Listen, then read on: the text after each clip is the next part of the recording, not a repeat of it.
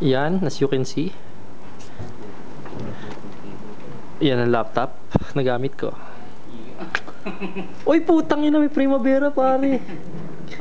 Yabang, di ba? Yan ang napapala ng mga data encoder. Nagyayabang na lang. P6. At may itik na nagsisisigaw doon. May itik yun, Nepal eh. Ayan si Rodrigo.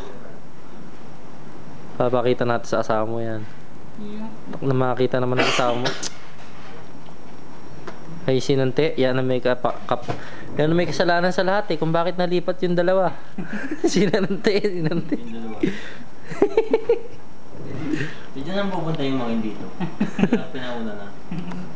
Hindi, ganun din. Ayaw No. na? Ayaw? Ha? Ayaw? Hindi, wala naman sinabi. Kaya lang napansin namin, hindi sila nag-uusap. Yan naman. Wala naman iba papadala. Ayaw mo, sige mo ipadala ko. Yung dalawang inom. Ito, as you can see, opisina ng construction manager. Malinis na malinis. Opisina ni John Power. Mga dokumento ng planning, US. Opisina ng superintendent.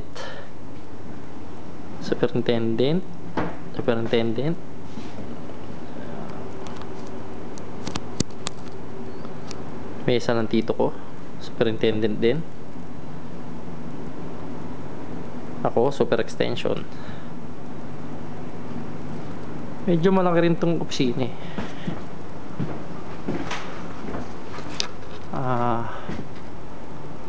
Ano ba to? Project organization chart. Yan yung sa management, sa support.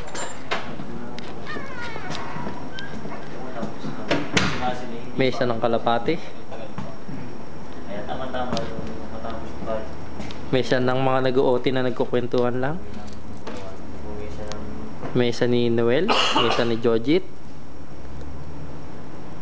Mesa ni Hermie. Wala kang piling mapadala. Opisina ng project manager.